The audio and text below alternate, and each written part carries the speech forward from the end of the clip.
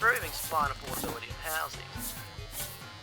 Resolving housing problems is a stated key priority of the current government. The federal budget lays out 6 noteworthy policies to tackle housing problems. Increased rent assistance, investment in housing supply, local and state reforms to increase housing supply, expanding guarantee eligibility, homelessness funding, and social/affordable housing. Commonwealth rent assistance will be increased by 15% to 1.1 million households. Rent assistance is a supplementary payment, meaning it's paid on top of existing social security payments like JobSeeker. This is given to people paying rent to private houses, so it doesn't apply to those living in housing commissions or on their own. Costing $2.7 billion over 5 years, the government's goal is to reduce cost of living pressure for low-income renters by mitigating the effects of increased rents. Government has put forward new changes to house building. First change is increasing the capital works tax deduction, reducing taxes on house renovations for landlords from 2.5 to 4%.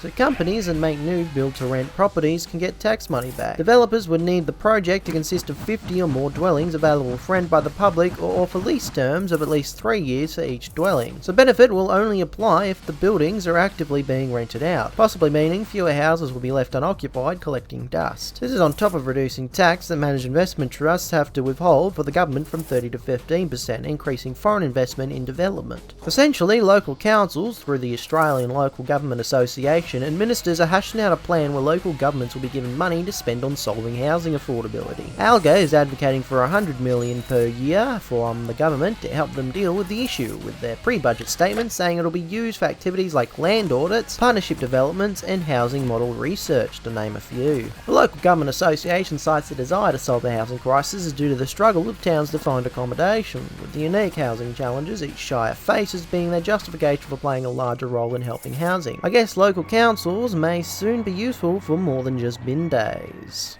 Home guarantees are Australian government initiatives that allow eligible people to have part of their loan guaranteed by the government through the National Housing Finance and Investment Corporation, or NHFIC, allowing you to get a home loan for a deposit as small as 5%. The government intends to expand guarantees for first-home and regional first-home buyers. Now, any two borrowers, even those not in a relationship, can apply for a first-home guarantee, along with those who own property in the past but haven't for 10 years. Family home guarantees are also expanded to single legal guardians of children rather than just biological parents.